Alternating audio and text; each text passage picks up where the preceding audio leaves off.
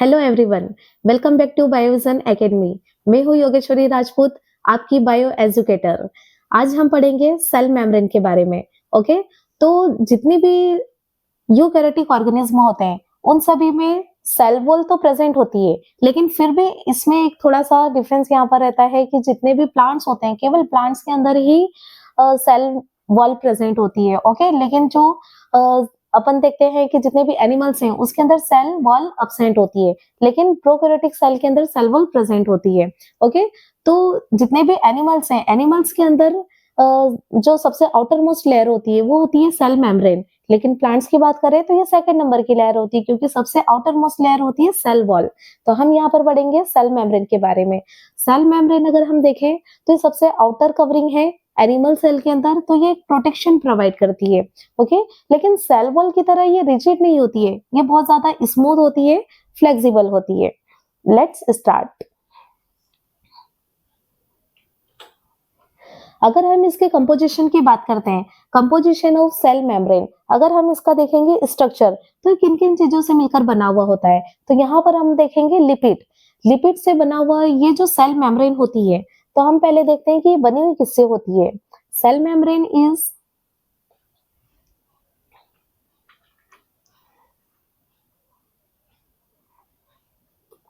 cell membrane is made up of phospholipid.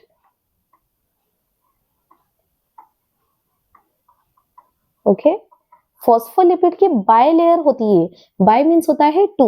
जहां पर भी हमको दो चीजें अगर वहां पर दिखती है, तो हम बोलते हैं इसे बाय या फिर डाई। तो यहाँ पर दो मेम्ब्रेन स्ट्रक्चर यहाँ पर दिखता है, डबल लेयर हमको दिखती है फॉस्फोलिपिड की, इसीलिए हम इसे कहते हैं फॉस्फोलिपिड की बाय लेयर। तो इसके अंदर भी हम देखते हैं कि यहाँ पर हमको नाम से समझ में आ रहा है फॉस्फोलिपिड, मतलब यहाँ पर लिपिड से बना हुआ स्ट्रक्चर रहेगा। तो इसके अंदर जो लिपिड का कंपोजिशन होता है, वो होता है 40 to 50%। यहाँ पर लिपिड प्रेजेंट होता है।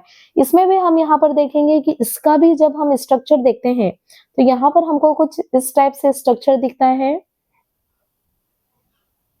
ओके, तो यहाँ पर ये जो सर्कल वाला जो पोर्शन आपको दिख रहा है, इसे कहते हैं हम हेड, और ये होता है इसका टेल। हेड वाला जो पोर्शन होता है, ये होता है हाइड्रोफिलिक। हाइड्रोफिलिक, हाइड्रोफिलिक का मतलब क्या होता है? हाइड्रो मीन्स होता है वाटर, और फिलिक मतलब होता है टू लव। मतलब ये वाला जो पार्ट होता है, जो इसका हेड वाला पोर्शन होता है, ये वाटर की तरफ अट्रैक्ट करता है, वाटर से जुड़ा हुआ होता है। लेकिन जो इसका टेल वाला पोर्शन होता है, ये होता है hydrophilic part,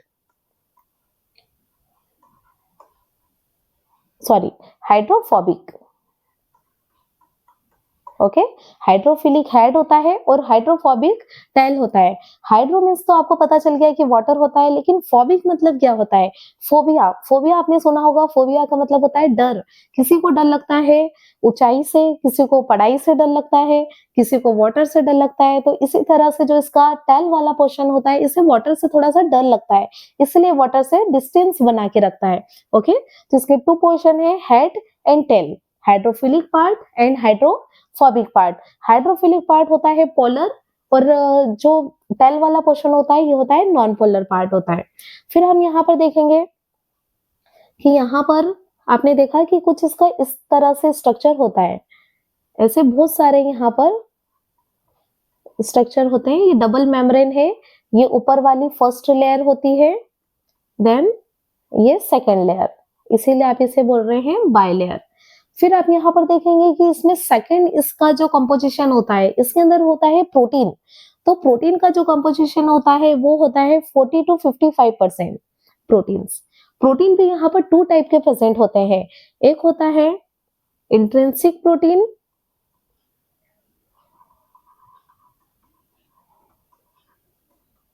intrinsic protein and extrinsic protein. Extrinsic protein या फिर आप इसे पेरिफेरल प्रोटीन भी कह सकते हैं। ओके, इस इंट्रिंसिक का मतलब क्या होता है, यहाँ पर आपको नाम से समझ में आएगा, इन मतलब इनसाइड।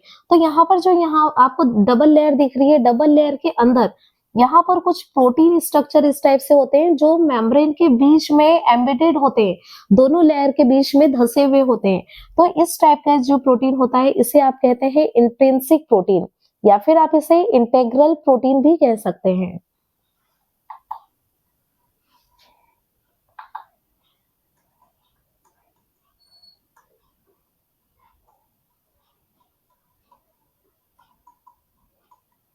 लेकिन यहाँ पर कुछ प्रोटीन आपको यहाँ पर दिखेंगे जो इसके सरफेस पर प्रेजेंट होते हैं, इसकी पेरीफेरी पर प्रेजेंट होते हैं, और ये आउटसाइड है, इसीलिए आप इसे कहते हैं एक्सट्रिंसिक प्रोटीन या फिर पेरिफेरल प्रोटीन।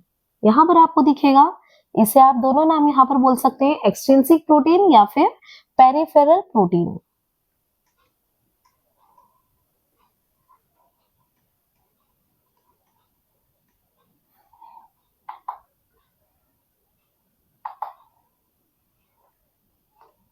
ओके, तो यहाँ पर इस टाइप से आपने देखा कि यहाँ पर 2 टाइप के प्रोटीन्स यहाँ पर जुड़े हुए होते हैं।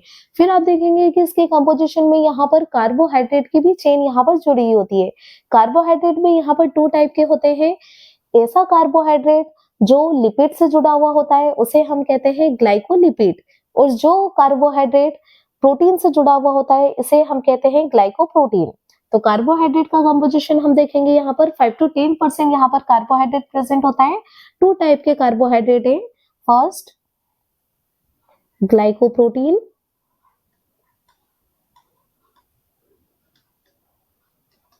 Then glycolipid. ठीक है, तो यहाँ पर आप देखेंगे कि यहाँ पर इस तरह से चेन जो प्रोटीन से जुड़ा हुआ है इसे आप कहेंगे ग्लाइको, ये होता है ग्लाइको, प्रोटीन से जुड़ा है इसलिए आप बोलेंगे ग्लाइकोप्रोटीन। और जो चेन यहाँ पर आपको लिपिड से जुड़ी होती है इसे आप कहते हैं ग्लाइकोलिपिड। ओके, यहाँ पर भी आप डायग्राम में देखेंगे कि यहाँ पर ये डबल लेयर है, फर्स्ट लेयर ये वाली है और सेकंड लेयर ये है, इसीलिए फॉस्फोलिपिड की बाई लेयर है। यहाँ पर आपको कुछ प्रोटीन्स यहाँ पर दिखेंगे जो इसके अंदर यहाँ पर धसे हुए हैं, अंदर एम्बेडेड है, इसीलिए आप इसे कहते हैं इंट्रिंसिक प्रोटीन। ओके, यहाँ पर आपको कुछ प्रोटीन से जुड़ी हुई चेन दिख रही है, ये कार्बोहाइड्रेट है, इससे आप कहेंगे ग्लाइको प्रोटीन। एंड सेकेंड जो यहाँ पर लिपिड से जुड़ा हुआ है इसे आप कहते हैं ग्लाइकोलिपिड। ओके, तो इस टाइप से हमने इसका कंपोजिशन देखा कि ये किन किन चीजों से मिलकर बना हुआ होता है इसका स्ट्रक्चर। फिर हम देखेंगे कि यहाँ पर इसके स्ट्रक्चर के बेसिस पर एक साइंटिस्ट थे सिंगर एंड निकोलसन। तो यहाँ पर इन दोनों साइंटिस्ट ने 1972 में एक थ्योरी दी थी, उसे कहा था फ्लूइड मोज़ेक मॉडल। मतलब जो सेल मेम्ब्रेन होती है इसका स्ट्रक्चर होता कैसा है। तो यहाँ पर जो उन्होंने देखा था कि जो इसके अंदर मेम्ब्रेन होती है इसमें जो लिपिड वाला जो पोर्शन होता है, तो लिपिड एक फ्लूइड की तरह वर्क करता है, और इस फ्लूइड के अंदर प्रोटीन जो होते हैं वो एक मोज़ेक की तरह उसके अंदर फ्लूइड करते रहते हैं, तैरते रहते हैं। तो उसी के बेसिस पर उन्होंने इस थ्योरी का नाम दिया था फ्लूइड मोज़ेक मॉडल। ओके, तो यहाँ पर जो लिपिड है, लिपिड एज एक्ट कर रहा है ये लिक्विड की तरह, ओके, एक फ्लूइड की तरह। ओके, लेकिन जब आप देखते हैं यहाँ पर प्रोटीन, तो प्रोटीन एक मोज़ेक की तरह इसके अंदर फ्लूइड करते रहते हैं, इसी के बेसिस पर इसको कहा था फ्लूइड मोज़ेक मॉडल। आगे हम इसकी बात करते हैं यहाँ पर कि इसकी प्रॉपर्टीज क्या होती है, जितनी भी सेल मेम्ब्रेन होती है तो इनकी क्या क्या प्रॉपर्टी है। तो सबसे फर्स्ट हम यहाँ पर देखेंगे कि cell membrane semipermeable membrane होती है। अब ये सेमी परमेबल क्या होता है, मेम्ब्रेन के भी अलग अलग टाइप्स होते हैं, परमेबिलिटी के बेसिस पर 3 टाइप्स होते हैं, permeable membrane, semipermeable membrane और इम्परमेबल मेम्ब्रेन। परमेबल मेम्ब्रेन उसे कहते हैं जिसे कोई भी ऐसी मेम्ब्रेन जो किसी भी सब्सटेंस को अपने इनसाइड या अपने आउटसाइड जाने देने की परमिशन देती है। लेकिन सेमी परमेबल, सेमी मतलब होता है हाफ, मतलब वो कुछ सिलेक्टिव सब्सटेंस को ही अपने इनसाइड आने देने की परमिशन देती है और अपने से बाहर जाने देने की परमिशन देती है। नेक्स्ट बात आती है इम्परमेबल मेम्ब्रेन की। इम्परमेबल मेम्ब्रेन किसी भी सब्सटेंस को ना तो अपने अंदर आने देती है और ना ही बाहर जाने देने की परमिशन देती है। तो इस टाइप से मेम्ब्रेन के 3 टाइप होते हैं। तो यहाँ पर हमने देखा कि जो इसकी सेल मेम्ब्रेन होती है ये बनी होती है सेमी परमेबल मेम्ब्रेन से।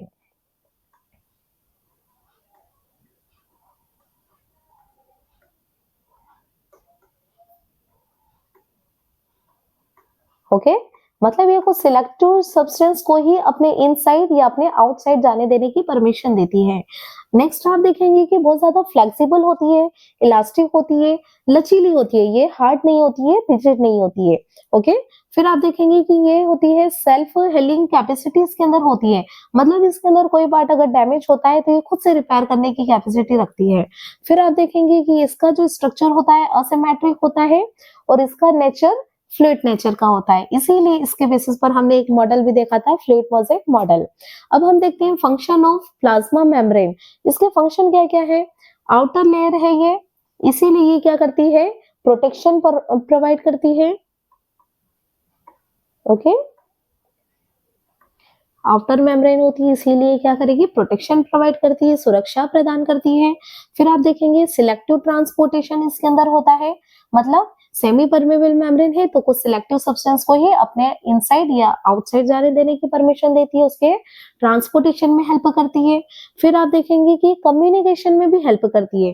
कम्युनिकेशन मतलब जो सेल मेम्ब्रेन होती है इसके बाहर कुछ रिसेप्टर प्रेजेंट होते हैं जो कोई भी प्रोटीन है तो उसको वहां पर बाइंड करने के लिए हेल्प करता है, कोई भी हॉर्मोन्स है तो उसको वहां पर बाइंड करने में हेल्प करेगा। आप आगे देखेंगे यहाँ पर फर्स्ट जो मैसेंजर होता है, फिर सेकंड मैसेंजर होता है, तो उनको बाइंड करने में और आगे फंक्शंस को कंडक्ट करवाने में हेल्प करता है, मतलब सेल के कम्युनिकेशन में हेल्प करती है सेल मेम्ब्रेन।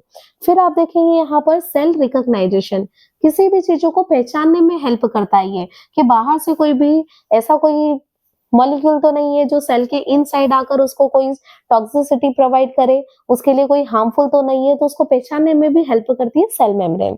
फिर आप देखेंगे एंजाइमेटिक एक्टिविटी, मतलब ये इसके अंदर बहुत सारे एंजाइम्स होते हैं, ये उसकी तरह भी वर्क करती है। ओके, आगे आप देखेंगे कि इसके अंदर जो ट्रांसपोर्टेशन होता है वो भी 2 टाइप से होता है। मेम्ब्रेन कुछ सब्सटेंस को अपने इनसाइड और आउटसाइड जाने देने की जो परमिशन देती है, तो इसका ट्रांसपोर्टेशन भी 2 टाइप से होता है। एक होता है एक्टिव ट्रांसपोर्टेशन और सेकेंड होता है पैसिव ट्रांसपोर्टेशन। एक्टिव ट्रांसपोर्टेशन जिसके अंदर किसी भी मॉलिक्यूल के मूव करने में, ट्रांसपोर्टेशन में एनर्जी की रिक्वायरमेंट होती है, उसे कहते हैं हम एक्टिव ट्रांसपोर्टेशन। लेकिन पैसिव ट्रांसपोर्टेशन में किसी भी एनर्जी की रिक्वायरमेंट नहीं होती है। पैसिव ट्रांसपोर्टेशन की अगर हम एग्जांपल की बात करें तो हम यहाँ पर देखेंगे डिफ्यूजन, इसका एग्जांपल है diffusion and osmosis. Okay, diffusion आपको पता है कि मॉलिक्यूल्स का higher concentration to lower concentration particles का मूव करना। जैसे आपने देखा है कि कहीं पर भी अगर हम एक कॉर्नर पर परफ्यूम स्प्रे करते हैं, वहां पर उसकी स्मेल का कंसंट्रेशन हाई है, धीरे धीरे आप देखते हैं कि उसकी जो स्मेल होती है वो पूरे रूम में फैल जाती है, मतलब मॉलिक्यूल्स का higher concentration to low concentration particles move करते हैं। इसमें किसी भी एनर्जी की रिक्वायरमेंट नहीं होती है, इसीलिए आप इसे पैसिव ट्रांसपोर्टेशन कहते हैं। वैसे ही ऑस्मोसिस होता है, ऑस्मोसिस के अंदर वहां पर एक सेमी परमेबल मेम्ब्रेन की रिक्वायरमेंट होती है, उसी के through higher water concentration to lower water concentration particles move करते हैं थ्रू सेमी परमेबल मेम्ब्रेन, लेकिन इसमें भी किसी भी एनर्जी की रिक्वायरमेंट नहीं होती है। नेक्स्ट हम देखते हैं एक्टिव ट्रांसपोर्टेशन, जैसे potassium and sodium pump. Okay, तो ये जो ट्रांसपोर्टेशन होता है सोडियम का और पोटेशियम का हमारी बॉडी के अंदर, तो इसमें एनर्जी की रिक्वायरमेंट होती है, इसीलिए ये एक ट्रांसपोर्टेशन होता है, एक्टिव ट्रांसपोर्टेशन। तो इस तरह से हमने देखा कि ये जो है सेल मेम्ब्रेन हमारे लिए बहुत ज़्यादा इम्पोर्टेंट होती है, हमको एक प्रोटेक्शन प्रोवाइड करती है, फ्लेक्सिबल होती है ये, ओके, और कम्युनिकेशन में भी हेल्प करती है कि किसी भी चीज़ों का रिसेप्टर वहाँ पर जुड़ने में के लिए, वहाँ पर बाइंड करने के लिए हेल्प करती है, ओके। अगर आपको लेक्चर पसंद आया है तो आप वीडियो को लाइक कीजिए एंड सब्सक्राइब कीजिए। Thank you.